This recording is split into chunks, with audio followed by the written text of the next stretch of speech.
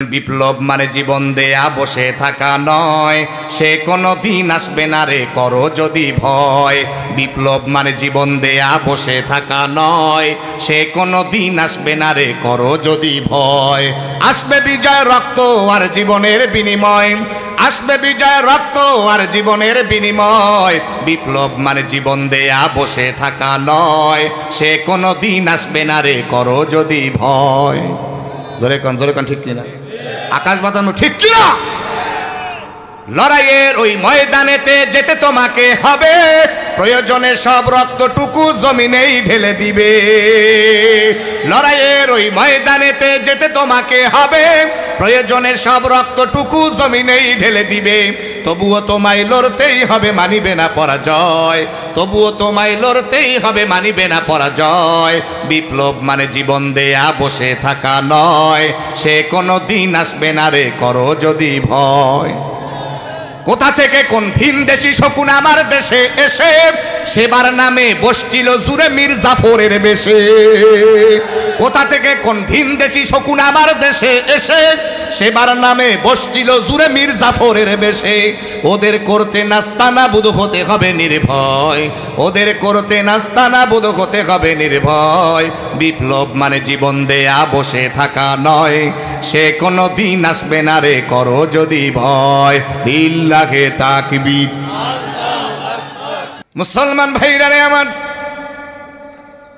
আল্লাহ রাব্বুল আমিন সূরা তাওবার 111 নম্বর আয়াতে আল্লাহ পাক বলেন, ইন্নাল্লাহা আশতারা মিনাল মুমিনিনা আনফুসাহুম ওয়া আমওয়ালাহুম বিআন্না লাহুমুল জান্নাহ।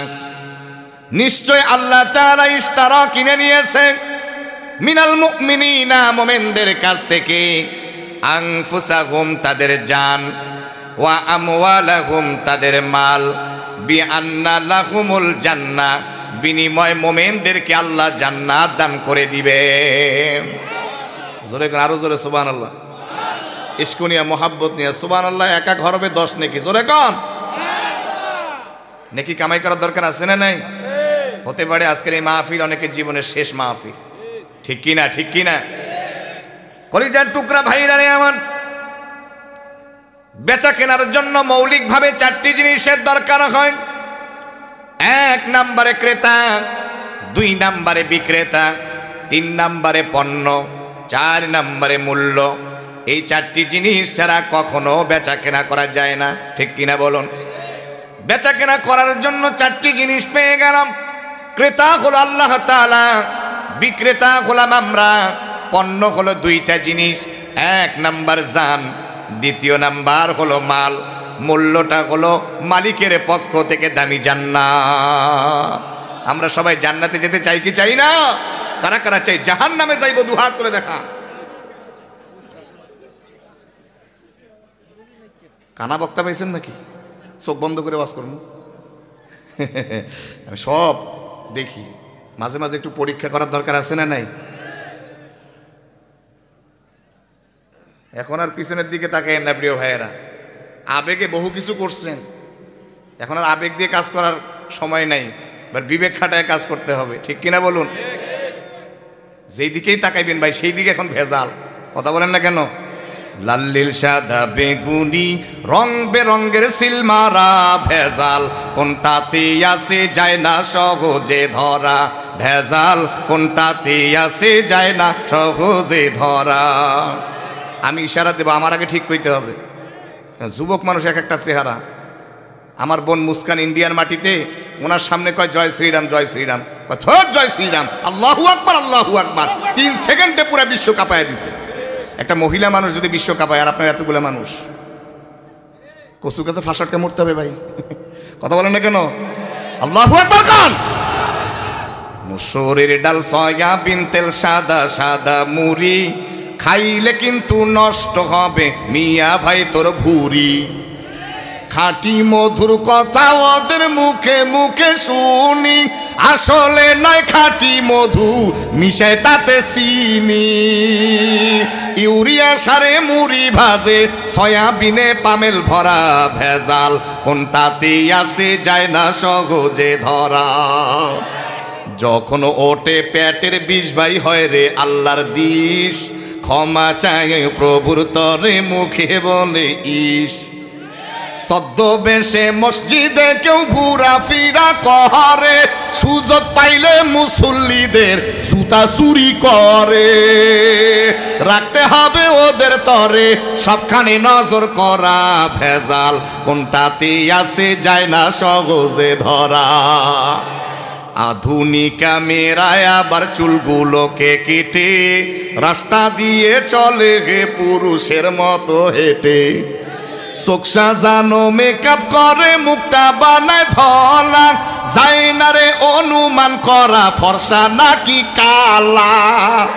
জীবন সঙ্গী বাইসা নিও, যারা বিয়ে করো নাই জীবন সঙ্গী বাইসা নিও, খাইও না সে থাই ধরা ভেজাল, কোনটাতে আছে যায় না সহজে ধরা। লিল্লাহে তাকবীর। আকাশ বাতাস মুখরিত করে শরীরে সব শক্তি দেন, লিল্লাহে তাকবীর। মুমিনের মতো তাকবীর দিবেন। মুসলমান ভাইরা রে আমার, বেচা কেনার জন্য 4টি জিনিস পেয়ে গেলাম। যেই জায়গায় বেচা কেনা হবে সেই জায়গার নাম হলো বাজার। এমন একটা বলেন তো বাজারের দরকার আছে না নাই? আল্লাহ রাব্বুল আমিন জানমাল যেই জায়গায় বেচা কেনা হবে সেই বাজারের নাম আল্লাহ পাক কোরআনের ভিতরে বলেন, ইউকাতিলুনা ফি সাবিলিল্লাহ,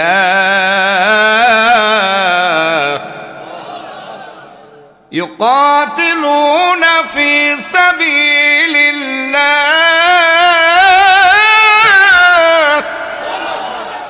আল্লাহ রাব্বুল আমিন বলেন, ওরা আল্লাহর পথে লড়াই করতে গিয়া ফায়াকতুলুনা ওয়া ইউকতালুন, আগে কাফের বেঈমানদেরকে মারবে, তারপরে মুমিনেরা মরে যাবে। জোরে বলেন সুবহানাল্লাহ। আগে যদি মরে যান তাহলে আওয়ামী লীগ পিটাইয়া দেশ থেকে খেদাইবেন কেমনে? কথা কেন কেন? আল্লাহ বলতেছেন আগে মারবা, আগে কি করবেন? আল্লাহ পরিচয় করাই দিতেছেন যেই জায়গায় জান আর মাল বেচা কেনা হয় সেই জায়গার নাম হলো জেহাদের ময়দান। সুবহানাল্লাহ কইবেন না? যুগে যুগে আল্লাহর কোরআনের হুকুমাত প্রতিষ্ঠা করতে গিয়া সাহাবায়ে কেরাম রক্ত দিয়েছে, জীবন দিয়েছে, শহীদ হয়েছে। জিহাদের মাধ্যমেই আল্লাহ তাআলা দ্বীন ইসলামকে খেলাফতে নিয়ে গিয়েছে, কায়েম করেছেন।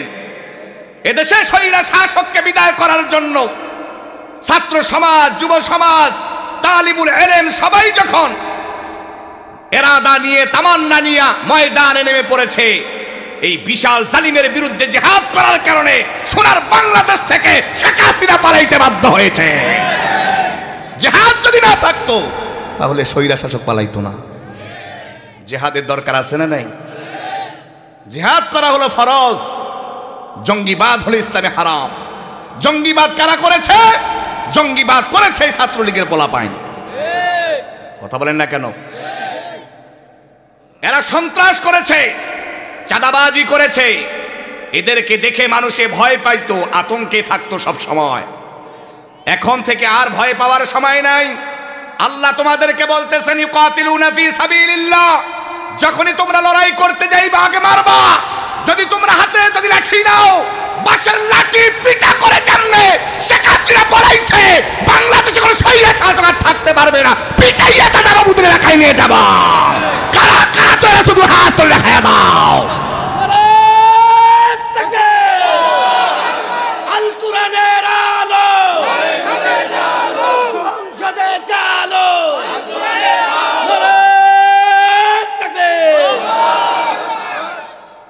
এদেশে এদের নাম শুনতে চাই না। কথা বলেন না কেন? কষ্ট হইতেছে?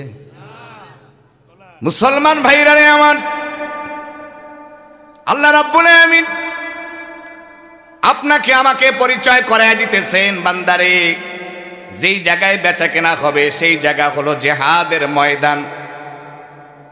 আল্লাহ রাব্বুল আমিন আপনাকে আমাকে জান দিয়েছেন, মাল দিয়েছেন, এটা হলো আমানত।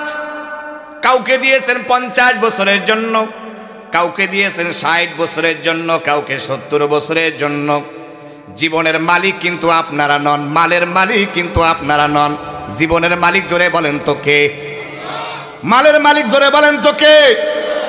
আল্লাহ রাব্বুল আমিন কোরআনুল কারীমের ভিতরে বলেন, কুল ইন্না সলাতি ওয়া নুসুকি ওয়া মাহইয়ায়া ওয়া মামাতি লিল্লাহি রাব্বিল আলামিন। আল্লাহ রাব্বুল আমিন বলেন, কুল নবী আপনি বলুন, ইন্না সলাতি নিশ্চয় আমার নামাজ, ওয়া নুসুকি আমার কুরবানি, আমার হায়াত, আমার মওত সব কিছু হলো আল্লাহর সন্তুষ্টির জন্য, ঠিক কিনা? যেহেতু জীবনের মালিক আপনি নন, ও যুবক ভাইরা রে আমার, ছাত্র ভাইয়েরা কান লাগাও, কপালে চুমু দিয়ে বলি, বুকে জড়িয়ে ধরে বলি, জীবনের মালিক যেহেতু তুমি নাও, আল্লাহ পাকের এই জীবনটা দিয়া 3 ঘন্টা তুমি সিনেমা দেখতে পারবে না। আল্লাহর জীবনটা দিয়া 3 ঘন্টা ইউটিউবের ভিতরে গান তুমি শুনতে পারবা না, দেখতে পারবা না। আল্লাহ পাকের এই জীবনটা দিয়া তাস খেলতে পারবা না। আল্লাহর জীবন দিয়া লুডু খেলতে পারবা না। আল্লাহর জীবন দিয়া ক্যারাম বোর্ড খেলতে পারবা না। আল্লাহ পাকের জীবন দিয়া মোবাইলের ভিতরে পাবজি, ফ্রি ফায়ার কোন রকম গেমস খেলতে পারবা না। হারাম হারাম হারাম। আল্লাহ পাক তোমাকে জীবন দিয়েছেন তামাশা করার জন্য নয়। আল্লাহ পাক রব্বুল আমিন তোমাকে আমাকে জীবন দিয়েছেন আল্লাহর রাস্তায় জীবনের সময় খরচ করার জন্য। এই জীবন কার পথে খরচ করব? আল্লাহ পাকের জীবন দিয়া তুমি কি করবা যুবক ভাইরা রে আমার? আল্লাহ পাকের জীবনটা দিয়া 5 ওয়াক্ত নামাজ আদায় করবা, নামাজ কায়েমের আন্দোলন করবা। আল্লাহ পাকের এই জীবনটা দিয়া মা বাবার খেদমত করবা। আল্লাহ পাকের জীবন দিয়া তুমি দাওয়াতে তাবলীগের খেদমত করবা। আল্লাহ পাকের এই জীবনটা দিয়া দ্বীন ইসলামের আন্দোলন করবা। আল্লাহ তোমাকে জীবন দিয়েছেন আল্লাহ রাস্তায় খরচ করার জন্য। মালের দিকে এবার আসো প্রিয় ভাইয়েরা আমার। আল্লাহ পাক রব্বুল আমিন তোমাকে আমাকে মাল দিয়েছেন। তুমি তো ছিলে গরিবের ঘরের গরিব, ফকিরের ঘরের ফকির। আল্লাহ তোমার দয়া করে ভালোবেসে বিশিষ্ট শিল্পপতি বানিয়েছে, কোটিপতি বানিয়েছে। এই কারণে আমরা কোটিপতি হওয়ার পরে আমরা ওই টাকা দিয়ে মদ কিনে খাই, লক্ষ লক্ষ টাকা পয়সা মদের পিছনে খরচ করে। আল্লাহ কিন্তু মদের পিছনে টাকা পয়সা খরচ করার জন্য টাকাওয়ালা বানায় নাই। এই টাকা পয়সা দিয়ে তুমি ইয়াবা কিনতে পারবা না, ইয়াবা বেচতেও পারবা না, ইয়াবা খাইতেও পারবা না। আল্লাহ পাক তোমাকে টাকাওয়ালা বানিয়েছে, টাকা পয়সা দিয়ে তুমি গাঞ্জা কিনতে পারবা না, গাঁজা খাইতে পারবা না। আল্লাহ টাকাওয়ালা বানাইছে, টাকা দিয়ে এখন সুদের ব্যবসা করে। আছে না নাই? আল্লাহ তাআলা তোমাকে শিল্পপতি এর জন্য বানায় নাই, আল্লাহ ধনী এর জন্য বানায় নাই। তুমি টাকা দিয়া তুমি ব্যবসা করবা, সুদের ব্যবসা, জমজমাট ব্যবসা। আল্লাহ এই জন্য তোমারে টাকাওয়ালা বানায় নাই। আল্লাহ পাক তোমারে জীবন দিয়েছেন, আল্লাহর এই জীবনটা দিয়া তুমি সময় দিবা কোরআনের পিছনে, ঠিক কিনা বলেন? কালামুল্লাহ তেলাওয়াত করবা।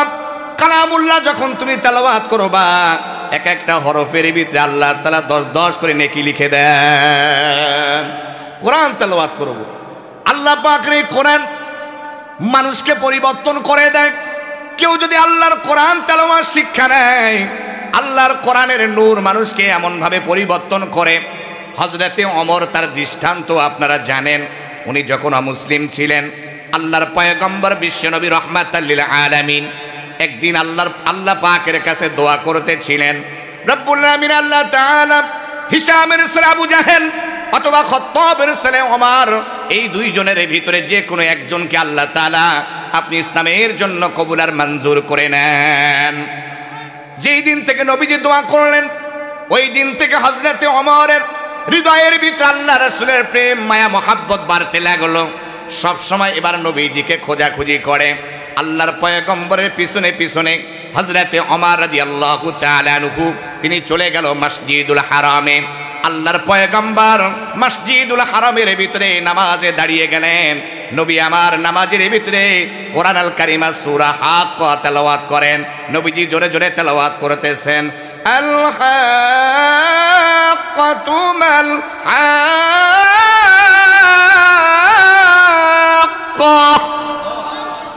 ওয়া মা আদরাকা মাল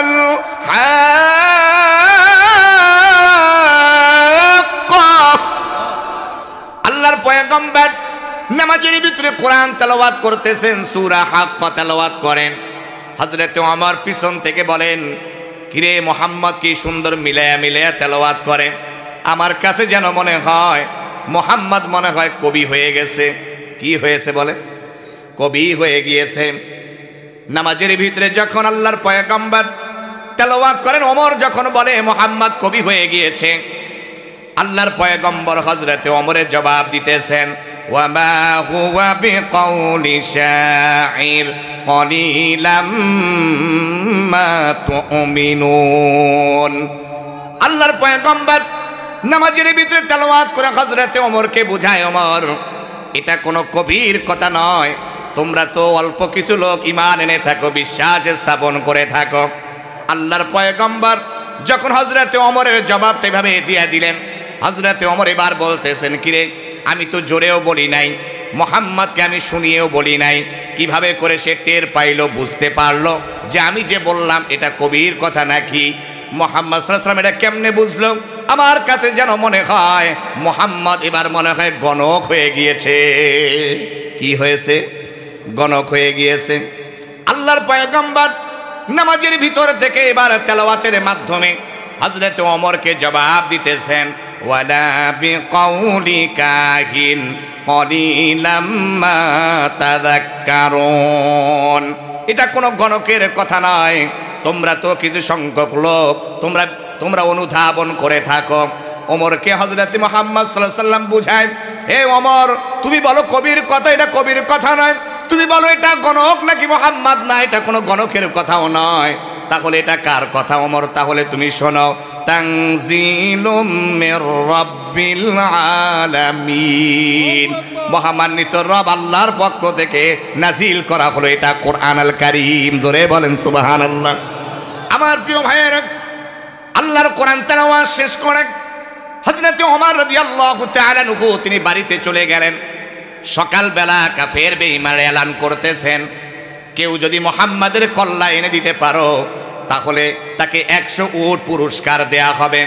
হযরত ওমর রাদিয়াল্লাহু তাআলা আনহু হাতের মাঝে এবার নাঙ্গা তলোয়ার নিয়ে আল্লাহর পয়গম্বরের কল্লা আনার জন্য ছুটে যাইতেছেন।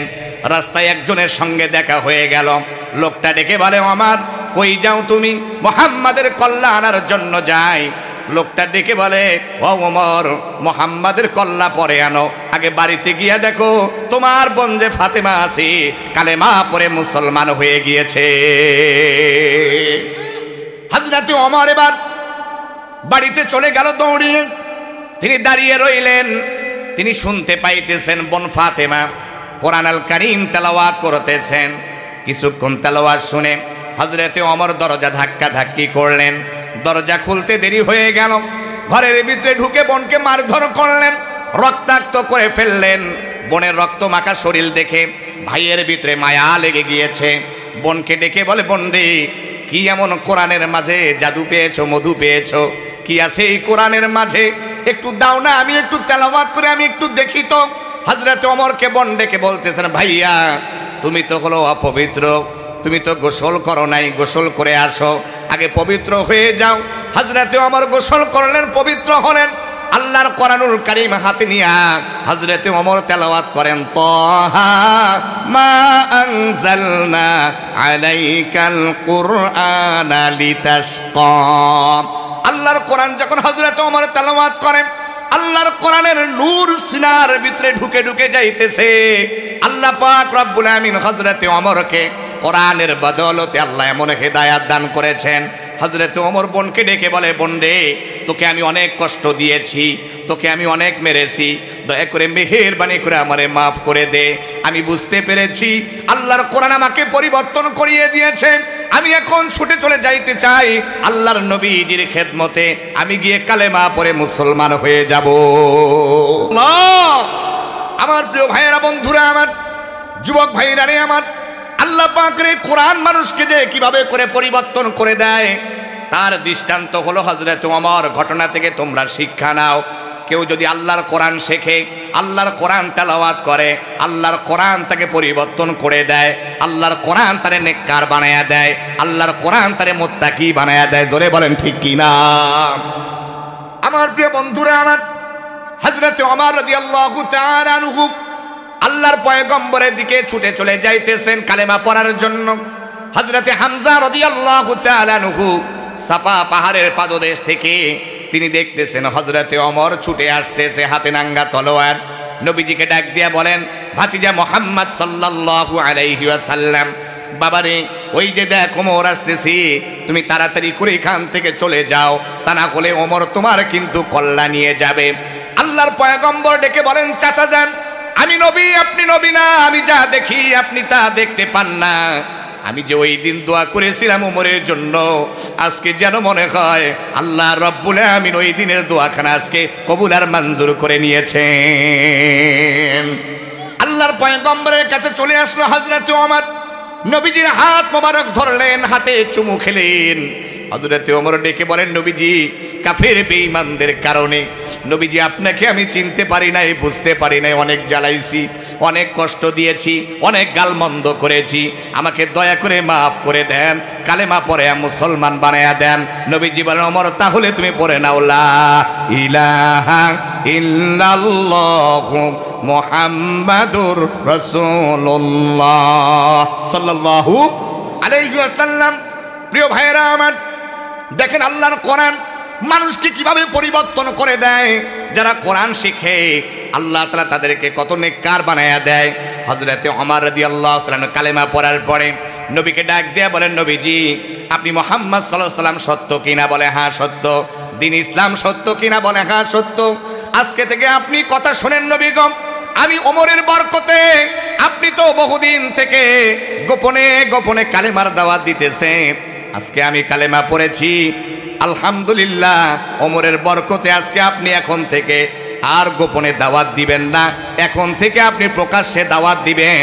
মক্কার মাটিতে এমন কোনো বাপের বেটা তৈরি হয় নাই আপনার সামনে দাঁড়াবে কল্লা নিয়ে ফিরে যাইতে পারবে। সুবহানাল্লাহ, আল্লাহু আকবার, জোরে কোন। আমার প্রিয় ভাইয়েরা, বন্ধুরা আমার, হযরতে ওমর রাদিয়াল্লাহু তাআলা আনহু আল্লাহর পয়গম্বরকে ডেকে বলেন, নবীজি আমাকে একটু আপনি মিছিল করার অনুমতি দেন। নবীজি বললেন, ঠিক আছে যাও। অল্প কিছু সাথীদেরকে নিয়ে, নবমুসলিমদেরকে নিয়ে হযরতে ওমর দুইটা লাইন করলেন, কাতার করলেন। দুইটা লাইনের ভিতরে প্রথম লাইনে হযরতে হামজা রাদিয়াল্লাহু তাআলা আনহুকে দাঁড় করাইয়া দিলেন, দ্বিতীয় লাইনের ভিতরে হযরতে ওমর নিজে দাঁড়াইয়া গেলেন। আরে মক্কার মাটিতে নবীজি যেই সময় কালেমার দাওয়াত প্রকাশ হইতে পারতো না, ওমর কালেমা পড়ার পরে হযরতে ওমর এবার তাকবীর দেয়, লিল্লাহে তাকবীর, জোরে কোন লিল্লাহে তাকবীর। যখন আল্লাহ পাকের তাকবীর শুরু হয়ে গেল, রবের তাকবীর শুরু হয়ে গেল, কাফের বেঈমানেরা মাথায় আগুন ধরে গেল। আবু জাহেল বলে, কিরে কার এত বড় সাহস মক্কার মাটিতে প্রকাশ্যে আল্লাহর নাম নেয়। একটু বাহির হয়ে লাইনের সামনে দেখে তিনি আর কেউ নয়, হযরতে ওমর রাদিয়াল্লাহু তাআলা আনহু। হযরতে ওমরের চেহারাখানা দেইখা আবু জাহেল একটা জোরে দিছে দৌড়, বলে আল্লাহু আকবার কর। এজন্য জালিমরা কিছু সময়ের জন্য আমাদের সামনে বিভিন্ন রূপে দাঁড়ায় জালিম হিসাবে, কিন্তু ইমানদারের সামনে, লাঠিওয়ালাদের সামনে বাতিল তাগুত শক্তির কোনো বেল নাই, পিটাইয়া সব সাইজ করে ফেলি আমরা। কথা বলেন না কেন? কোনটা কথা কয় না, বুঝবে ওটা ওই গ্রুপের মধ্যে বসে। হ্যাঁ, সুবিধাবাদী জিন্দাবাদ। কথা বলেন না কেন? যার ভিতরে ইমান আছে, হক কথা শুনলে তারা এমনি গলার দিকে আওয়াজ বাইর হয়। আর যেটা সুবিধাবাদ, ওই কেউ এইটা আসে, ওইটা আসে, ওইটা আসে, আমি তোমার সাথেও আছি, এটার সাথেও আছি। কথা বলেন না কেন?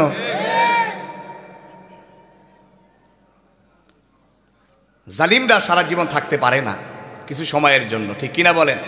নমরুদ থাকে নাই, ফেরাউন থাকে নাই, সবাই চলে গেছে, ঠিক না? এজন্য কবি বলেন, পৃথিবীতে কেউ স্থায়ী হয় না, পৃথিবীতে কেউ স্থায়ী হয় না, হোক না সে ফেরাউন কিবা নমরুদ, কেউ ভবে চিরকাল রয় না, কেউ ভবে চিরকাল রয় না। ক্ষমতার বড়াই করা যাবে না, অহংকার করা যাবে না, দাম্ভিকতা দেখে চলে যাওয়া যাবে না। আমরা ক্ষমতার বড়াই দেখাই, চেয়ারের বড়াই দেখাই, টাকা পয়সার বড়াই করি, শক্তির বড়াই করি, ঠিক কিনা? কিন্তু 2-4 বার পাতলা পায়খানা শুরু হইলে শক্তি থাকে না। শক্তির মালিক কে? ক্ষমতার মালিক কি? ওরা শিখাইছে ক্ষমতার মালিক জনগণ, সে কিনা বলে অক দলে যেটা থাকবে ওটা কুফরি আকীদা লালন পালন করে। ওরা কলে জাতির পিতা নাকি অমুক, জাতির পিতার নাম কি? ওরা কয় হইল, ওরা তো এটাও শুরু করতো, কয় বউ যার যার হক সবার। কিছু কইতই ভাই, আর যে শুরু করছিল, কথা বলেন না কেন? ওরা কয় ধর্ম যার যার, উৎসব নাকি সবার। নাউজুবিল্লাহ কইবেন না? তাহলে আস্তে আস্তে করে মানুষদেরকে কোথায় নিয়ে গেছে। ওরা কয় কিসে মানুষ? কয় তোমরা মানুষ না, তোমরা হলো বানরের গোষ্ঠী। কথা বলেন না কেন? কি যে শিক্ষা দিছে, পুরুষ পুরুষ কিসে, নারী আর পুরুষে বিয়ে করো না, এমন শিক্ষা ঢুকাই দেব। পুরুষে পুরুষে বিয়ে করবা, নারী নারী বিয়ে করবা। কিসে 16 বছর 15 বছরে পোলা পাইন? আরে তোমাদের এখন মদ খাওয়ার বয়স, তোমরা মদ একেবারে ঝুসে বুঝে খাইবা। কথা না কেন? কত ষড়যন্ত্র, কত চক্রান্ত করছে আমাদের ইসলামের বিরুদ্ধে। এরা ইসলামের দুশ্মন, এরা কোরআনের দুশ্মন, এরা ওলামায়ে কেরামের দুশ্মন, এরা বাংলার দুশ্মন। সব টাকা পাচার করছে এরা। আর একটা গাছের পাতা পড়লে কয় জামাত ইসলাম শিবিরে বলাবেন করছে। কথা কয় না কেন? আজ পর্যন্ত এই ইসলামিক দলগুলোর বিষয়ে কেউ বলতে পারবে না কোনো দুর্নীতির মধ্যে এরা জড়িত আছে। মুসলমান ভাইরা রে আমার, আল্লাহ রাব্বুল আমিন আপনাকে আমাকে জান দিয়েছেন, মাল দিয়েছেন। এই জীবনটা দিয়ে আমরা কোরআন তেলাওয়াত করব, কোরআন বুঝবো, কোরআন অনুযায়ী আমল করব, পারবো না ইনশাআল্লাহ? এবং চাইবো কোরআন দিয়ে যেন দেশ চলে, রাষ্ট্র চলে, কোরআন যেন সংসদে থাকে। যদি এই দেশের ভিতরে কোরআন দিয়ে রাষ্ট্র চলে, এদেশে সুদখোর পাওয়া যাবে না, ঘুষখোর পাওয়া যাবে না, জেনাখোর পাওয়া যাবে না, দুর্নীতিবাজ, টেন্ডারবাজ, মাস্তান কেউ আর খারাপ থাকবে না। কোরআনের বরকতে আমার এই সোনার বাংলাদেশের মানুষেরা নেককার আল্লাহওয়ালা হয়ে যাবে। কেউ যদি আল্লাহর কোরআন তেলাওয়াত করে, কেউ যদি কোনোভাবে রিক্সা চালায়া, ভ্যান চালায়া, কষ্ট করে একটা সন্তানকে মাদ্রাসায় পড়ায় হাফেজে কোরআন বানাইতে পারে, আল্লাহর পয়গম্বর বলেন একজন হাফেজে কোরআনের মা বাবার এত সম্মান আর মর্যাদা। আল্লাহ নবীজি বলেন কিয়ামতের ময়দানে আল্লাহ পাকের নূরের ফেরেশতারা ওই হাফেজে কোরআনদের মা বাবার মাথার মাঝে নূরের মুকুট আর নূরের তাজ পরাইয়া দিবে। একজন হাফেজে কোরআনের এত সম্মান আর মর্যাদা, কিয়ামতের ময়দানে আল্লাহ পাক রব্বুল আমিন হাফেজে কোরআনদেরকে ডেকে বলবেন ইকরা ওয়ারতাকি ওয়ারাতিল কামা কুনতা তুরাতিল। ইকরা পড়ো আর সিঁড়ি বেয়ে উঠতে থাকো। একটা টান দিবে কি সুন্দর করে হাফেজে কোরআনরা, আলহামদুলিল্লাহি রাব্বিল আলামিন, একতলা জান্নাতের উপরে উঠে যাবে। সুবহানাল্লাহ কইবেন না? 6666 অথবা 6200 বেশি আয়াত আল্লাহ পাক কোরআনে দিয়েছেন। 30টা পারার ভিতরে 6200 বেশি আয়াত আল্লাহ দিয়েছেন। এত বিশাল বিল্ডিং এর মালিক হাফেজে কোরআনরা হবে। আল্লাহ রাব্বুল আমিন কিয়ামতের কঠিন মুসিবতের দিনে হাফেজে কোরআনদেরকে সুপারিশ করার ক্ষমতা দিবেন, পাওয়ার দিবেন। যারা 10 জন ব্যক্তি জাহান্নামে যাওয়ার ফয়সালা হয়েছে, একজন হাফেজে কোরআন আল্লাহকে ডেকে বলবেন রব্বুল আলামিন আমার মা দুঃখিনী মানুষের বাড়িতে কাজ কাম করে আমারে আয় আল্লাহ তাআলা হাফেজ বানানোর জন্য সহযোগিতা করেছে। রব্বুল আলামিন আল্লাহ তাআলা আমার বাবা রিকশা চালাইছে, ভ্যান চালাইছে, মানুষের বাড়িতে কাজ কাম করে আল্লাহ আমাকে হাফেজ বানানোর জন্য কত সহযোগিতা করেছে। আয় আল্লাহ তাআলা আমারে কত কষ্ট করে লালন পালন করেছে। আল্লাহ আমার মা জাহান্নামের দিকে যায়, কঠিন জাহান্নামের দিকে যায়, আমার বাবা আমার দাদা জাহান্নামের দিকে যায়, আমার দাদি জাহান্নামের দিকে যায়, আমার নানা জাহান্নামের দিকে যায়, আমার নানি জাহান্নামের দিকে যায়। এইরকম 10 জনের কথা একজন হাফেজে কোরআন বলতে থাকবে। আল্লাহ পাক অবশেষে ডেকে বলবেন হাফেজে কোরআন, ও হাফেজে কোরআন, কোরআনওয়ালারা, কোরআনের সম্মান আর মর্যাদায় আমি আল্লাহ তাআলা 10 জন ব্যক্তিকে মাফ করে দিলাম, জান্নাতি তাদেরকে বানায়া দিলাম। একজন হাফেজে কোরআনের কত সম্মান!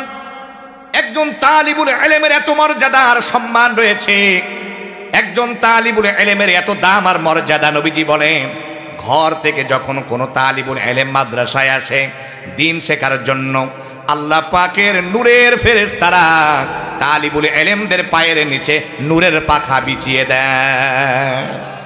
কি দামি মানুষ কোরআনওয়ালারা, হাফেজে কোরআনরা, তালিবুল ইলমরা, ঠিক কিনা বলেন? আমার প্রিয় ভাইয়েরা, বন্ধুরা আমার, আমি আপনাদেরকে বলতেছিলাম জানমাল আমরা আল্লাহ রাস্তায় খরচ করব, সেই মালের কথা বলতেছিলাম আপনাদেরকে। মাল দিয়ে আজকে থেকে গাঁজা খাওয়া যাবে না, মদ খাওয়া যাবে না, নেশা করা যাবে না। এই টাকা পয়সা দিয়ে অনেকে জেনা ব্যভিচারের মতো ঘৃণিত কাজ করে, ঠিক কিনা বলেন?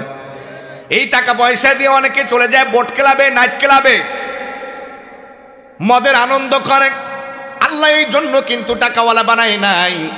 ও কলিজার টুকরা ভাইরা রে আমার, যারা টাকাওয়ালা আছেন, কপালে চুমু দিয়ে বলি আজকে থেকে আপনার মালগুলো শয়তানের পথে খরচ করবেন না। টাকা পয়সা দিয়ে আপনি কাজ করেন। যেই মসজিদে আল্লাহর ঘরের কাজ হয় নাই ওই মসজিদে দান করেন। যেই মাদ্রাসায় সুন্দর করা দরকার মাদ্রাসায় দান করে দেন। অথবা একটা ছাত্র গরিব, পড়ালেখা করতে পারে না, আপনি তার দায়িত্ব নেন। আপনি কোনো ভাই নাই, আপনি হাফেজ বানাইছেন, আলেম বানাইছেন, এমন কোনো ভাইকে বানাইতে পারেন নাই, আপনি অন্যের সন্তানটাকে ভাই বানাইয়া নেন। প্রত্যেক মাসে মাসে তার একটা খরচ দেন। যদি সে পড়ালেখা করে ডক্টর মিজানুর রহমান আজারির মতো তৈরি হয়ে যায়, সারাটা জীবন আপনার জন্য দোয়া করবে, ঠিক কিনা বলেন? সে যদি হাফেজ হয়, আলেম হয়, মুফতি মুহাদ্দিস হয়, আল্লামা মামুনুল হক সাহেবের মতো শাইখুল হাদিস যদি হয়ে যায়, সারাটা জীবন ভর আপনার জন্য দোয়া করবে। মদের পিছে লক্ষ লক্ষ টাকা খরচ করে, এটা কোনো আসবে না, যাবে না। কিন্তু এই যে টাকাটা খরচ করেছেন কিয়ামতের কঠিন মুসিবতের দিনে, এই যে টাকাটা ছাত্রের পিছে খরচ করার কারণে ওই হাফেজ আলেম নাজাতের ওসিলা হয়ে যাবে, ঠিক কিনা? মা জীবিত আছে, বাবা জীবিত আছে, টাকাটা পয়সাটা খরচ করেন, আঙ্গুর কিনে, আপেল কিনে, বেদানা কিনেন, বেদানা কিনে বাড়িতে নিয়ে গিয়া বেদানা ফাটায় ভিতর থেকে ফলগুলো বের করে মায়ের মুখে তুলে দেন, বাবার মুখে তুলে দেন। মা দোয়া করবে, বাবা দোয়া করবে, আল্লাহ পাক আরশে আজিম থেকে আপনার প্রতি খুশি হয়ে যাবে। কলিজার টুকরা ভাইরা রে আমার, অনেকে মায়ের দোয়া নেয় না, বাবার দোয়া নেয় না, বিভিন্নভাবে মাকে কষ্ট দেয়, বাবাকে কষ্ট দেয়। যেই মা ছোটবেলায় এত কষ্ট করে লালন পালন করেছে, পেশাব করে দিয়েছেন, মা তেনা সরাইয়া দিয়া শুকনা তেনা দিছে, এইভাবে করে কতদিন পর্যন্ত মা কষ্ট করেছে। সবাই ঘুমায় যায়, মা ঘুমায় না, ট্যাঁ ট্যাঁ করে কাঁদছেন, মা আপনাকে তুলে দুধ পান করিয়েছে, কপালে চুমু দিয়েছে, বুকে ঝরাইয়া ধরিয়া আব্বু আব্বু বলে ডাক দিয়েছে, কত আদর করেছে। এই মাকে অনেকে কষ্ট দেয়, বাবাকে কষ্ট দেয়। আজকের অনেক বউয়েরা ডাইনি বউ ঘরের ভিতরে আসে, দজ্জাল বউ ঘরের ভিতরে আসে, স্বামীকে বিভিন্ন রকম কান পরা দেয়। ওই সময় রাগ নিয়ে মাকে গিয়া কষ্ট দেয়, মাকে মারতে যায়, বাবাকে মারতে যায়, মাকে বাড়ি থেকে বের করে দেয়, বাবাকে বাড়ি থেকে বের করে দেয়। এমন সন্তান আছে না নাই? মা বাবার দোয়া নিতে হবে প্রিয় ভাইয়েরা আমার। হযরতে বাইজিদ রহমতুল্লাহ আলাইহির ঘটনা আপনারা জানেন। হযরতে বাইজিদ যখন ছোট মানুষ, মা দুঃখিনী রাত্রিবেলা বাইজিদকে ডেকে বলেন, আব্বুরে আমি তো অসুস্থ মানুষ, পানি পান করাও। হযরতে বাইজিদ ঘুম থেকে উঠলেন, ঘরের ভিতরে দেখে পানি নাই। আগের জামানায় তো কুয়া ছিল, কুয়া থেকে পানি আনতে দেরি হয়ে গিয়েছে। এসে দেখে মা দুঃখিনী ঘুমায়া গিয়েছে। সারাটা রাত হাতের মাঝে পানি নিয়ে দাঁড়ায় রইলেন ছোট্ট মানুষ। মায়ের ঘুম ভেঙে গেল। এবার ঘুম থেকে উঠে মা দেখে বাইজিদ হাতের মাঝে পানি নিয়ে দাঁড়ায়, ডাক দিয়ে বলে, আব্বুরে পানিটা রেখে কেন তুমি ঘুমাও নাই? বলে, মা গো, আবারও যদি তুমি পানি চাও, যদি যথাসময়ে পানি না দিতে পারি তোমার কষ্ট হয়ে যাবে, এজন্য আমি তোমার ছোট্ট বাইজিদ সারাটা রাত পানি নিয়ে দাঁড়ায় আছি। মা বলে, এবার বাবা পানিটা দাও তো। হাতের পানি নিয়ে পান করলেন, ছোট্ট বাইজিদকে শোয়া দিলেন, ঘুম পাড়াইয়া দিলেন। মা দুঃখিনী ওযু বানায়া নামাজ আদায় করলেন। নামাজ শেষ করিয়া হাত দুইখানা রবের দিকে পেতে ডাক দেয়া বলেন, রব্বে কারীম, আয় আল্লাহ তাআলা, আমার বাইজিদ আজকে আমার জন্য যা করেছে আমি মায়ের মন খুশি হয়ে গিয়েছে। আল্লাহ গো, আমার বাইজিদের জন্য আজকে দোয়া করি, আমার বাইজিদকে আপনার ওলি বানায়া নেন। ওই দিন যে মা দোয়া করেছিল মায়ের দোয়ার বরকতে আল্লাহ পাক বাইজিদকে আল্লাহর ওলি বানায়া দিয়েছেন। সুবহানাল্লাহ। আল্লামা সাইদি সাহেব এমনি হয় নাই, মায়ের দোয়ার বরকতে আল্লামা সাইদি তৈরি হয়েছে, ঠিক কিনা বলেন? ডক্টর মিজানুর রহমান আজহারি এমনি তৈরি হয় নাই, মা বাবার দোয়ার বরকতে আল্লাহ ডক্টর মিজানুর রহমান আজহারিকে তৈরি করে দিছে, মা বাবার দোয়া। এজন্য আপনাদেরকে বলবো প্রিয় ভাইয়েরা, টাকা পয়সা যেই সেই পথে খরচ করব না। এবার আসুন আমার মূল আলোচনার দিকে চলে যাই। প্রিয় ভাইয়েরা, বন্ধুরা আমার, যেহেতু জীবনের মালিক আপনি নন, মালের মালিকও আপনি নন, জীবনের মালিক জোরে বলেন তো কে? মালের মালিক কি? আল্লাহ পাক রব্বুল আমিন বলেন, বান্দারে এবার কোন পথে তুমি জান আর মাল খরচ করবে? যেই জায়গায় বেচা কিনা হয় সেই জায়গা হলো জিহাদের ময়দান। কিভাবে করে সাহাবায়ে কেরাম নিজেদের জান মাল খরচ করেছেন? আল্লাহর পয়গম্বরের কাছে একজন মহিলা আসলেন। ওই মহিলা হাত কোলের মাঝে শিশু বাচ্চা সন্তানকে কোলে নিয়ে আসলেন নবীজির খেদমতে। আল্লাহর পয়গম্বরকে ডেকে বলেন, ও আল্লাহর পয়গম্বর, আপনি তো জিহাদে যাইতেছেন, আমার বাড়িতে পুরুষ বলতে তো কেউ নাই। গত যুদ্ধে আমার দুটি সন্তান জিহাদে গিয়ে শাহাদাত বরণ করেছে। এর আগের যুদ্ধে আমার স্বামী জিহাদের ময়দানে গিয়ে শাহাদাত বরণ করেছে। বাড়িতে পুরুষ বলতে কেউ নাই। আমার এই কলিজার টুকরা জাদুমণিটাকে আপনি জিহাদে নিয়ে চলেন।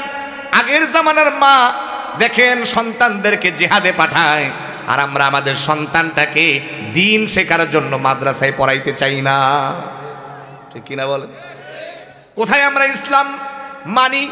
মুখে মুখে বলি ইসলাম মানি, কিন্তু কাজের বেলায় মানি না, ঠিক কিনা বলেন? ও প্রিয় বন্ধুরা আমার, আল্লাহর পয়গম্বর মহিলাটাকে ডাক দিয়া বলেন, তুমি যে তোমার সন্তানকে জিহাদে নিতে বললে, তোমার সন্তানকে জিহাদে নিয়ে গিয়ে করবোটা কি? ঘোড়া চালাতে পারবে না, তীর চালাতে পারবে না, তলোয়ার চালাতে পারবে না।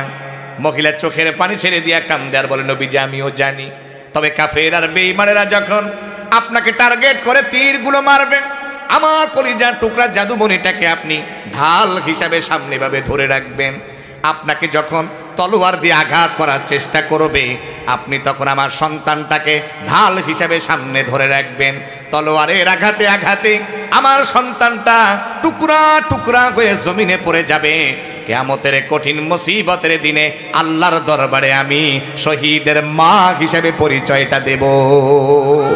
জোরে বলা যাবে কি আল্লাহু আকবার? সিল্লা এখন সিল্লা, আল্লাহু আকবার। আল্লাহর পয়গম্বর জিহাদে চলে গেলেন। করুণ ঘটনা ভাই, খুব কান্না গান। উহুদের ঘটনা শুনুন। আল্লাহর পয়গম্বর যখন সাহাবায়ে কেরামদেরকে নিয়ে উহুদের ময়দানে চলে গেল, 10 জন সাহাবী মানববন্ধন প্রাচীর করে চতুর্দিকে দেওয়ালের মতো দাঁড়িয়ে গেছেন। আল্লাহর পয়গম্বরকে মাঝখানে রেখে দিয়েছেন।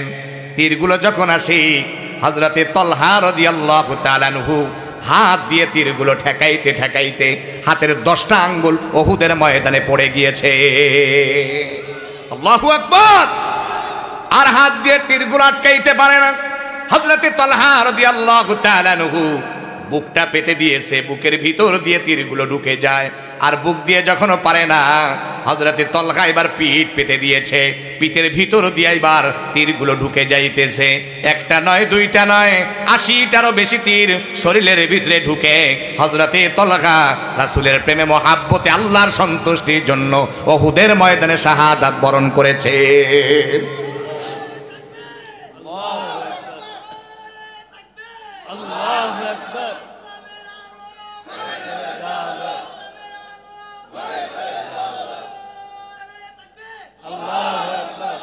আমার কলিজার টুকরা ভাইরা রে আমার, সাহাবায়ে কেরাম কেমন ভালোবেসেছেন। তীরের আঘাত তো দূরের কথা, যেন একটা কাঁটারও আঘাত নবীজির শরীরের মাঝে না লাগে। কি প্রেম, কি দরদ আর ভালোবাসা। আর আমরা রাসূলের প্রেমে ভালোবাসায় আমাদের দাড়িটাও রাখতে পারি না। রাসূলকে কি ভালোবাসি, কপালে চুমু দিয়ে বলি ভাই দাড়ি রাখা ওয়াজিব, দাড়িটা রেখে দেন। আল্লাহ রাসূলের প্রেমে যদি দাড়িটা রেখে দেন, হতে পারে নবীজি এই দাড়ি রাখার কারণে কিয়ামতের ময়দানে উম্মত হিসাবে শাফায়াত করবে, ঠিক কিনা? তো এর আসি তো দাড়ি রাখার জন্য। কারা কারা কারা কারা কারা কারা হাত তুলেন যারা দাড়ি রাখেন না? দাড়িওয়ালারা হাত তুলেন না, যারা দাড়ি রাখছেন না নিয়ে। আপনি তো রাইখাই দিচ্ছেন, মাশাআল্লাহ। আল্লাহু আকবার কোন। আমার প্রিয় ভাইয়েরা, বন্ধুরা আমার, যেই কথা বলতেছিলাম, আল্লাহর পয়গম্বর কাফের বেঈমানদের সঙ্গে লড়াই করতেছেন। সাহাবায়ে কেরামদের এই ভিতরে যিনি ছিল হযরতে হামজা রাদিয়াল্লাহু তাআলা আনহু, রাসূলের চাচা। আপনারা শুনেন আমার প্রিয় ভাইয়েরা, কাফের বেঈমানেরা হযরতে হামজা রাদিয়াল্লাহু তাআলা আনহু হাতে আঘাত করলো, হাত কেটে গেল, পায়ে আঘাত করলো, পা কেটে গেল, গলায় আঘাত করার সাথে সাথে কল্লা দ্বিখণ্ডিত হয়ে গেল। শুধু কি তাই, হযরতে হামজা রাদিয়াল্লাহু তাআলা আনহুকে বুকটাকে ফাড়ায়া ভিতর থেকে কলিজা পর্যন্ত বের করি কাফের বেঈমানেরা চিবায়া চিবায়া খেয়েছে। এত জুলুম নির্যাতন করেছি, সাহাবায়ে কেরাম কিভাবে নিজেদের জীবন দিয়েছে দেখেন। আমার প্রিয় ভাইয়েরা, কাফেরদের ভিতরে একজন আল্লাহ নবীজির মাথার মাঝে আঘাত করলো, মাথার হেলমেটটা ভেঙে গিয়ে কপালের ভিতরে দিয়ে যখন ঢুকে গেল, নবীজির কপাল থেকে দরদর করে রক্তগুলো বের হয়ে যায়। মুখে আঘাত করা হলো, দান পর্যন্ত শহীদ হয়ে গেল। মুখ থেকে দরদর করে নবীজির রক্ত বাইর হয়। আল্লাহ নবীজিকে আক্রান্ত করা হলো। আল্লাহ নবীজি কাফের বেঈমানদের আক্রান্তে নবীজি এবার একটা গর্তের মাঝে পড়ে গেল। সেই জায়গায় নবীজি পড়ার সঙ্গে সঙ্গে বেহুশ হয়ে গেলেন। কাফের আর বেঈমানেরা এবার চতুর্দিকে অপপ্রচার করে দিল, আমরা নবীজিকে হত্যা করেছি, শহীদ করে দিয়েছি। চতুর্দিকে মুহূর্তের ভিতরে আল্লাহ নবীজির শহীদের খবর চতুর্দিকে ছড়িয়ে গেল। একজন ব্যক্তি ছিল আল্লাহ নবীজির জলিলুল কদর সাহাবী, যার ওই দিনটা ছিল বাসর রাত, ফুল সজ্জার রাত। হযরতে হানজালা রাদিয়াল্লাহু তাআলা আনহু রাতের শেষের দিকে তিনি ঘুমিয়ে আছেন। কে যেন বলতেছি, নবীজি আর দুনিয়ায় বেঁচে নাই, কাফের বেঈমানেরা আল্লাহর নবীজিকে শহীদ করে দিয়েছে। হযরতে হানজালার কানে আওয়াজ আসা মাত্রই তিনি এবার উঠে গেলেন, লোহার অস্ত্র পরে, লোহার এবার পোশাকটা পরে বিবিকে ডাক দিয়া বলেন, বিবিরে তাড়াতাড়ি করে তলোয়ারটা আমার হাতে দিয়া দাও। হাতের মাঝে তলোয়ারটা নিয়ে হযরতে হানজালা রাদিয়াল্লাহু তাআলা আনহু বিবির কপালের মাঝে একটা চুমু খেয়ে ডেকে বলেন, বিবিরে এই দুনিয়ায় যদি তোমার সাথে আমার সাথে দেখা না হয়, কিয়ামতের ময়দানে জান্নাতের ভিতরে তোমার আর আমার সঙ্গে ওই দিন দেখা হবে। সুবহানাল্লাহ। একটা আশা দিয়ে জান্নাতের ভিতরে তোমার আমার সঙ্গে দেখা হয়ে যাবে, এই কথা বলে দৌড়ে চলে গেল জিহাদের ময়দানে, উহুদের ময়দানে চলে গেল। হযরতে হানজালা রাদিয়াল্লাহু তাআলা আনহু বহু কাফের বেঈমানদেরকে জাহান্নামে পাঠাইয়া দিয়া এবার নিজে তিনি শহীদ হয়ে গেলেন। যুদ্ধ যখন শেষ হয়ে গেল, একজন মহিলা নবীজির কাছে এসে সালাম দিলেন, ডেকে বলেন, নবীজি আপনি তো যারা শহীদ হয়ে গিয়েছে তাদেরকে তো গোসল করাবেন না, কিন্তু আমার স্বামীর তো রাত ছিল বাসর রাত, ফুল সজ্জার রাত, বাসরও হয়েছে, শরীরটা তো যেহেতু অপবিত্র, দয়া করে মেহেরবানি করে তাকে যেন গোসল করানো হয়। আমি হলাম হযরতে হানজালার স্ত্রী। আল্লাহর পয়গম্বর ডেকে বলেন, সাহাবীরা দেখো তো আমার হানজালা কোথায়। আল্লাহর পয়গম্বর সাহাবীদেরকে বলার সাথে সাথে সাহাবায়ে কেরাম তল্লাশি করে, খোঁজাখুঁজি করেন, কোথাও হানজালার লাশকে খুঁজে পায় না। আকাশ থেকে ফেরেশতা জিবরিল আমিন ডাক দেয়া বলে, নবীজি আপনি আকাশের দিকে তাকায়া দেখেন। আল্লাহর নবীজি আকাশের দিকে তাকায়া দেখে ফেরেশতা জিবরিল আমিন সহ আল্লাহ পাকের অসংখ্য ফেরেশতারা হযরতে হানজালার লাশটাকে জমিনের দিকে নামাইতেছিলেন। জোরে কান আল্লাহু আকবার। আমার প্রিয় ভাইয়েরা, হযরতে হানজালার লাশকে যখন জমিনে নামানো হলো, সাহাবায়ে কেরাম হযরতে হানজালার মাথার দিকে, চুলের দিকে তাকায়া দেখেন মাথার চুল থেকে টপ টপ করে জমিনে পানিগুলো পড়তেছে। আল্লাহ নবীজি বলেন, ও সাহাবীরা তোমরা শোনো, হযরতে হানজালা যে শহীদ হয়ে গিয়েছে আল্লাহ পাকের খুশির জন্য, আমার আল্লাহ পাকও হানজালার প্রতি এত সন্তুষ্ট হয়েছে, দুনিয়ার সাধারণ পানি দিয়া নয়, জমজমের পানি দিয়া অথবা জান্নাতের পানি দিয়া, আল্লাহর নূরের ফেরেশতা দিয়া আকাশের উপরে আমার হানজালাকে গোসল করার ব্যবস্থা করে দিয়েছেন। নারায়ে তাকবীর। আমার প্রিয় ভাইয়েরা, যুগে যুগে সাহাবায়ে কেরাম রক্ত দিয়েছেন, জীবন দিয়েছেন, শহীদ হয়েছেন, বাতিল তাগুতি শক্তিকে কখনো ভয় করে নাই। আমরাও কখনো ভয় করি না তাগুতি শক্তিকে, ঠিক কিনা বলেন? এই জন্য মাঝে মাঝে আপনাকে আমাকে বিপ্লব করা লাগতে পারে, সাহসিকতার সাথে, সিংহের সাথে, তো এরা সিনা নাই। এজন্য কবি বলেন বিপ্লব মানে জীবন দেয়া বসে থাকা নয়, সে কোনো দিন আসবে না রে করো যদি ভয়। বিপ্লব মানে জীবন দেয়া বসে থাকা নয়, সে কোনো দিন আসবে না রে করো যদি ভয়। আসবে বিজয় রক্ত আর জীবনের বিনিময়, আসবে বিজয় রক্ত আর জীবনের বিনিময়। বিপ্লব মানে জীবন দেয়া বসে থাকা নয়, সে কোনো দিন আসবে না রে করো যদি ভয়। জোরে কন ঠিক কিনা? আকাশ বাতানো ঠিক কিনা? লড়াইয়ের ওই ময়দানেতে যেতে তোমাকে হবে, প্রয়োজনে সব রক্তটুকু জমিনেই ঢেলে দিবে। লড়াইয়ের ওই ময়দানেতে যেতে তোমাকে হবে, প্রয়োজনে সব রক্তটুকু জমিনেই ঢেলে দিবে। তবুও তোমায় লড়তেই হবে, মানিবে না পরাজয়। তবুও তোমায় লড়তেই হবে, মানিবে না পরাজয়। বিপ্লব মানে জীবন দেয়া বসে থাকা নয়, সে কোনো দিন আসবে না রে করো যদি ভয়। কোথা থেকে কোন ভিনদেশি শকুন আমার দেশে এসে সেবার নামে বসছিল জুড়ে মীর জাফরের বেশে। কোথা থেকে কোন ভিনদেশি শকুন আমার দেশে এসে সেবার নামে বসছিল জুড়ে মীর জাফরের বেশে। ওদের করতে নাস্তানাবুদ হতে হবে নির্ভয়, ওদের করতে নাস্তানাবুদ হতে হবে নির্ভয়। বিপ্লব মানে জীবন দেয়া বসে থাকা নয়, সে কোনো দিন আসবে না রে করো যদি ভয়। লিল্লাহে তাকবীর, লিল্লাহে তাকবীর। আমার প্রিয় ভাইয়েরা, বন্ধুরা আমার, জান আর মান সাহাবায়ে কেরাম কিভাবে করে আল্লাহ রাস্তায় দিয়েছেন, আর একটি ঘটনা শুনলেই আপনারা বুঝতে পারবেন ঈমান তরতাজা হবে। খুব কান লাগান, খুব দিল লাগান, চোখ দিয়ে দিকে তাকায় দেখেন। বদরের প্রান্তরে লোক বেশি ছিল না, সাথী সংখ্যা বেশি ছিল না, মাত্র ছিল 313 জন। আমার দিকে কয়শো জন ছিল? 313 জন। কিশোর ছিল মাত্র, এই যে দেখেন ছোট মানুষ দুইটা, যাদের নাম ছিল হযরতে মাআজ আর মুআব্বিজ রাদিয়াল্লাহু তাআলা আনহু। মানুষগুলো দেখতে ছিল ছোট, কিন্তু ইমানে নূর দ্বারা পরিপূর্ণ ছিল। কি ইমানওয়ালা মানুষ ছিল! নবীজি মেপে মেপে নেয়, মাপের মাঝেই পড়ে না। বলে মা বেঁচে আছে? বলে নবীজি হ্যাঁ। বাড়িতে যাও, জেহাদ করা লাগবে না, মায়ের খেদমত করো, দোয়া নাও। ডাক দেয়া বলে নবীজি মা আমারে জেহাদে যাওয়ার জন্য বিদায় দিয়ে দিছে। মা কেমন দেখেন ওই যুগে! আল্লাহর পয়গম্বর ছোট মানুষটাকে মাপ দেয়, তিনিও মাপের মাঝে পড়ে না।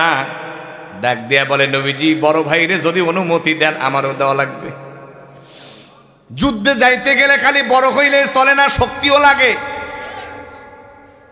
আমার বড় ভাইয়ের সাথে একটু লাগাইয়া দেখেন, আমার বড় ভাইরে কিন্তু আমি হারাইয়া দেব। সুবহানাল্লাহ বলেন। আল্লাহ নবীজি বলেন লাগো তো দেখি। দুই ভাই লাগতে গিয়া ছোট ভাই বড় ভাইয়ের কানে কানে বলে ভাইয়া তুমি তো আমার বয়সে বড়, খেয়েছো বেশি, শক্তিও তোমার বেশি, আমারে ধরলে তো আমি পারবো না, এটা আমি ভালো করে জানি। কিন্তু দ্বিতীয়বার যখন ধরবো ইচ্ছে করে শুয়ে যাইও, তা না হলে আমি ছোট ভাই জেহাদে যাওয়ার জন্য চান্স পাবো না। আল্লাহর পয়গম্বর তাদের কৌশল বুঝলেন, আর ডাক দেয়া বলেন ও মাআজ আর মুআজ, আমি নবীজি তোমাদের দুই ভাইকে জেহাদে যাওয়ার জন্য পারমিশন দিয়া দিলাম। ছোট দুই ভাই এবার যুদ্ধের ময়দানে যাবেন। 313 জন সাহাবায়ে কেরামদেরকে আল্লাহ নবীজি একত্রিত করলেন। যুদ্ধের অনেক নিয়ম নীতি বলতেছেন। নবীজির মনটা বড়ই খারাপ, যুদ্ধটা কঠিন ছিল। চাচা লড়বে ভাতিজার বিরুদ্ধে, ভাতিজা লড়বে চাচার বিরুদ্ধে, ভাই লড়বে ভাইয়ের বিরুদ্ধে, বাবা সন্তানের বিরুদ্ধে, সন্তান বাবার বিরুদ্ধে। অনেক কঠিন জেহাদটা ছিল বদরের জেহাদ। এই কারণে নবীজি বারবার চিন্তিত। আল্লাহর দিকে তাকায়, আকাশের দিকে তাকায়, চোখ বেয়ে বেয়ে টপ টপ করে নবীজির পানি ঝরে।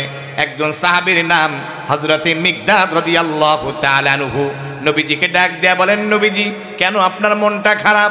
আপনি কি মনে করেছেন আমরা মুসা আলাইহিস সালামের উম্মতদের মতো কথা বলবো? মুসা নবীর উম্মতেরা বলেছিল মুসা যুদ্ধ যদি করতে হয় আল্লাহ এবং তুমি দুইজনে মিলে গিয়ে যুদ্ধ করো, আমরা পারতাম না। নাউজুবিল্লাহ কইবেন না। হযরতে মিকদাদ ডেকে বলেন নবীজি আমরা বরংস বলে যাব আপনি আমাদেরকে জিহাদে নিয়ে চলেন, যতক্ষণ পর্যন্ত এ দেহে প্রাণ থাকবে কাফের আর বেঈমানদের সঙ্গে আমরা লড়াই করে যাব। সুবহানাল্লাহ। আল্লাহ নবীজি বলেন, ও মিকদাদ, ও সাহাবায়ে কেরাম, তোমাদের এই ওয়াদা যদি সত্য হয় আমি তোমাদেরকে এমন বিশাল জান্নাতের সুসংবাদ দিতেছি যার বিশালতা হলো আকাশ এবং জমিনের চাইতে বড়। এত বিশাল জান্নাতের সুসংবাদ শুনলেন। আর একজন সাহাবী, উনি হাতের মাঝে খরমা নিয়ে খাইতেছিলেন, যার নাম উমাইর ইবনুল হুমাম রাদিয়াল্লাহু তাআলা আনহু। উনি চিন্তা করে আর খায়, আমি যদি খরমা খেতে যাই জিহাদে যাইতে দেরি হবে, আর যদি জিহাদে যাইতে দেরি হয় আল্লাহর বিশাল জান্নাতে যাইতে আমার দেরি হবে। জান্নাতের পাগল পারা হয়ে জান্নাতের নেশায় হাতের খরমাগুলো ফেলে দিয়া হযরতে উমাইর বদরের প্রান্তরে গিয়ে শাহাদাত বরণ করেছে। আল্লাহ নবীজি সাহাবায়ে কেরামদেরকে নিয়ে যখন বদরের প্রান্তরে গেল, যুদ্ধ যখন শুরু হয়ে গেল, হযরতে আব্দুর রহমান ইবনে আউফ রাদিয়াল্লাহু তাআলা আনহু উনি এক জায়গায় দাঁড়িয়ে থেকে আবু জাহেলকে লক্ষ্য করতেছেন, কেমনে আজকে আবু জাহেলকে দুনিয়া থেকে বিদায় করা যায়। উনি এভাবে টার্গেট করেন।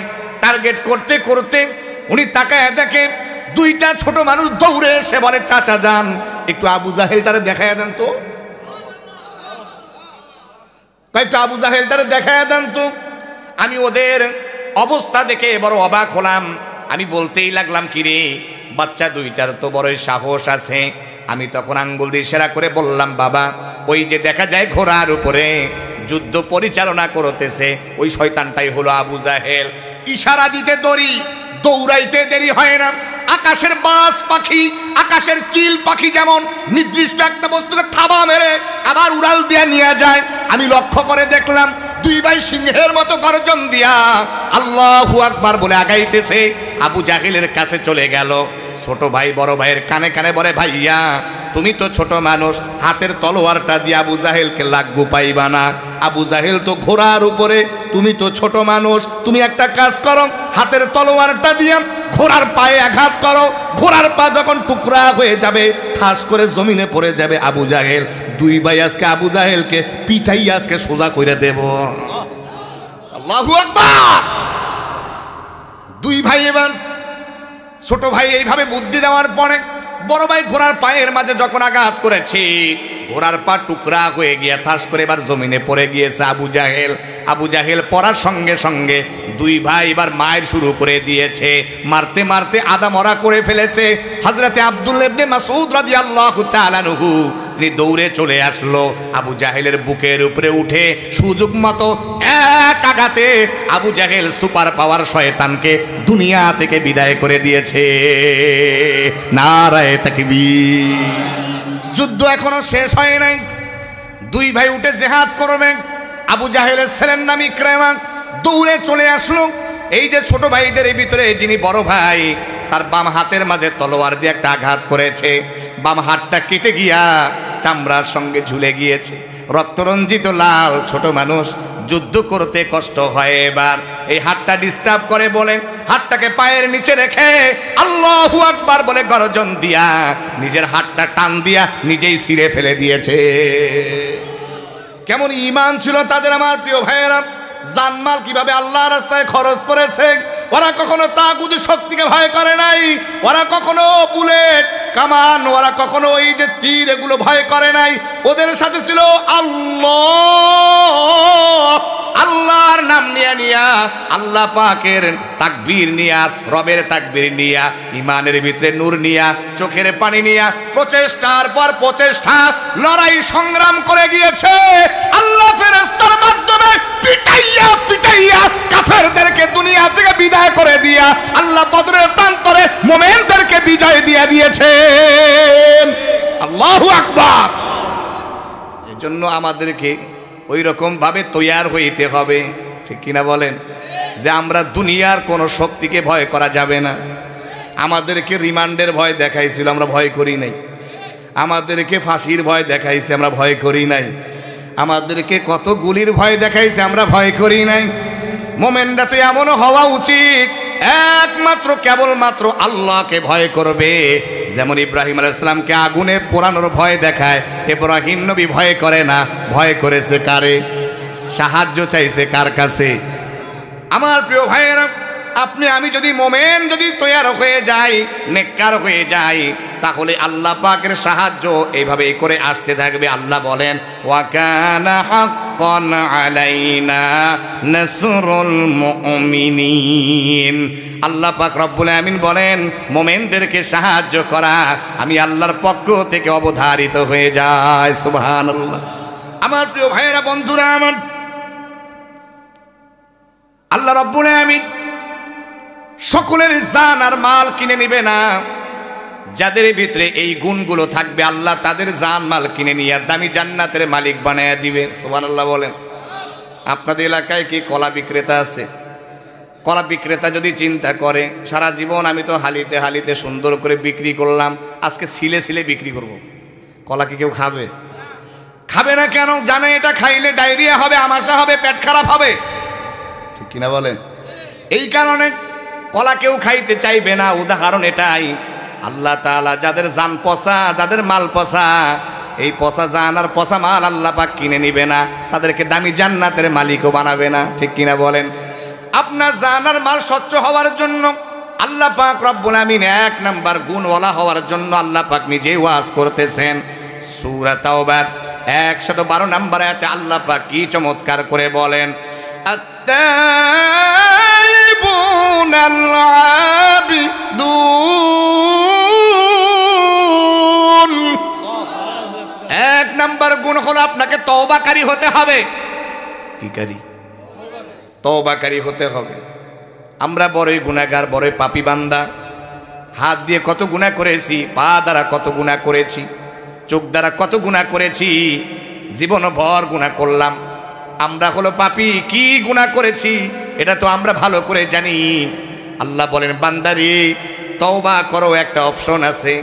জীবনে যত অপরাধ করেছো যদি আমার কাছে ফিরে আসো তাহলে আমি আল্লাহ তাআলা তওবার বরকতে জিন্দেগীর সব গুনাহ মাফ করে দেব।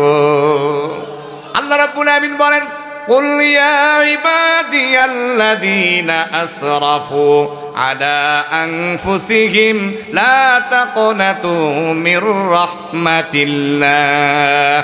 আল্লাহ বলেন ও হাবিব, আমার বান্দাদেরকে আপনি বলে দেন, আমার বান্দারা যারা নিজেদের নফসের প্রতি জুলুম করে ফেলেছে, নিজেদের প্রতি জুলুম করেছি, তারা যেন আমার রহমত থেকে কখনো নিরাশ না হয়ে যায়। সুবহানাল্লাহ। আল্লাহ তাআলা গুনাহ মাফ করতে পারে কি পারে না? আল্লাহ পাক রব্বুল আমিন এই জন্য আয়াতের মাধ্যমে বলেন কোনো টেনশন নাই, চিন্তা নাই। বান্দারে আকাশ পরিমাণ গুনাহ করেছো, পাহাড় পরিমাণ গুনাহ করেছো, কত গুনাহ করেছো। বান্দা যখন তুমি বুঝবা তুমি গুনাহগার, স্বীকার করবা, ওই সময় যখন বলবা আল্লাহ আমি বড় পাপী, আপনি হলো গফফার। আল্লাহ বান্দা গুনাহ করতে ভালোবাসি, আপনি বান্দার গুনাহগুলো ক্ষমা করতে ভালোবাসেন। এইভাবে করে আল্লাহকে চোখের পানি ছেড়ে দিয়া কান্দু আর তওবা করো, আল্লাহ জীবনের গুনাহ সব মাফ করে দিবেন। আমার প্রিয় ভাইয়েরা, উদাহরণ হিসেবে বনি ইসরাইলের যুগে আল্লাহ পাক রব্বুল আমিন কিভাবে করে তাদেরকে ক্ষমা করেছেন, মাফ করে দিয়েছেন। আল্লাহর পয়গম্বর হযরত মূসা আলাইহিস সালাতু ওয়াস সালাম একদিন আল্লাহ পাককে ডেকে বলেন রব্বুল আমিন, আয় আল্লাহ তাআলা এই জামানার সবচেয়ে আমি পাপী বান্দাটাকে দেখতে চাই। আল্লাহ পাক বলেন মূসা রাস্তায় গিয়ে দাঁড়াও, সকালবেলা সর্বপ্রথম যার সঙ্গে তোমার দেখা হয়ে যাবে ওই ব্যক্তিটা হলো জামানার সবচেয়ে পাপী বান্দা। হযরত মূসা আলাইহিস সালাতু ওয়াস সালাম রাস্তায় চলে গেল। রাস্তায় যাওয়ার পরে সেই জায়গায় দেখতেছেন বাবা সন্তান মিলে হেঁটে হেঁটে সকালবেলা রাস্তা দিয়ে যায়।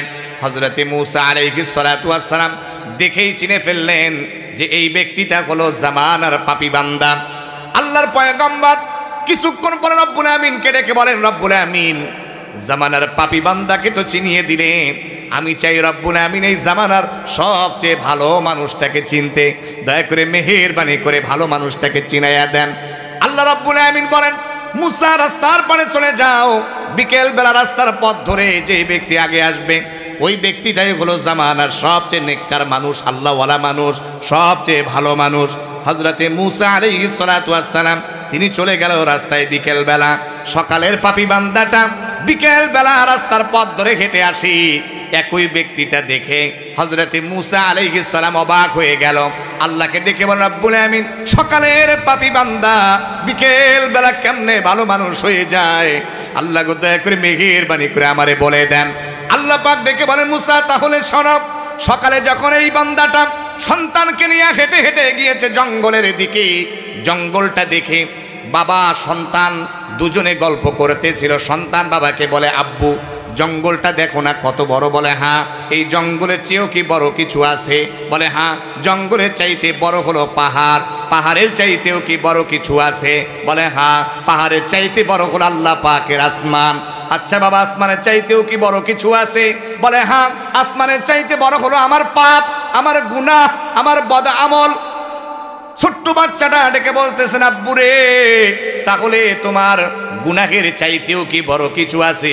চোখের পানি ছেড়ে দিয়া ফোফায়া ফোফায়া কান্দে, চোখ দিয়া টপ টপ করে পানি ঝরে, আর বলে, আব্বুরি, আমার গুনাহের চাইতে বড় হলো আমার আল্লাহ পাকের দয়া আর মায়া বড়। চোখের পানিগুলো ঘরেয়া পড়ে আর বলে, বাবা, আমার গুনাহের চাইতে আল্লাহ পাকের দয়া বড়, মায়া বড়। আল্লাহ পাক ডেকে বলে, মূসা দেখো, যেই বান্দা স্বীকার করেছে তার গুনাহের চাইতে আমার দয়া বেশি, মায়া বেশি। আমি আল্লাহ পাক রব্বুল আমিন তার চোখের পানির বরকতে, দোয়ার বরকতে, তওবার বরকতে আমি আল্লাহ সকালের পাপী বান্দাটারে বিকেলবেলা ভালো মানুষ বানাইয়া দিয়েছি। আমার প্রিয় ভাইয়েরা, বন্ধুরা আমার, এজন্য আপনাকে আমাকে বলবো, জীবনের সময়টা অযথা খরচ করবেন না। আল্লাহ যেহেতু জীবন দিয়েছেন, এই জীবন দিয়ে আমরা 5 ওয়াক্ত নামাজ আদায় করব, পারবো তো ইনশাআল্লাহ? এজন্য তো কবি কি সুন্দর করে আপনাদেরকে শোনায়, আসবে মরণ কখন কোথায় তোমার জানা নাই, আসবে কখন মরণ কোথায় তোমার জানা নাই, জানাজার নামাজের আগে নামাজ পড়ো ভাই, জানাজার নামাজের আগে নামাজ পড়ো ভাই। আসবে মরণ কোথায় কখন কারো জানা নাই, আসবে মরণ কখন কোথায় কারো জানা নাই, জানাজার নামাজের আগে নামাজ পড়ো ভাই, জানাজার নামাজের আগে নামাজ পড়ো ভাই। ঠিক কিনা, ঠিক কিনা আমার প্রিয় ভাইয়েরা, বন্ধুরা আমার? মরতে হবে আপনাকে আমাকে, কবরে যাইতে হবে। বড়ই পাতার গরম পানি দিয়া গোসল করাবে, বাঁশগুলোকে কেটে কেটে টুকরা টুকরা বানাবে, সাদা কাফনের কাপড় নিয়ে আসবে। জীবনের শেষ গোসল, শেষ বিদায় আপনাকে কিন্তু দিবে। কবর কিন্তু খুব সংকীর্ণ জায়গা, কবর পোকামাকড়ের ঘর, কবর কিন্তু সাপ বিচ্ছুর ঘর। ঠিক না ভাই?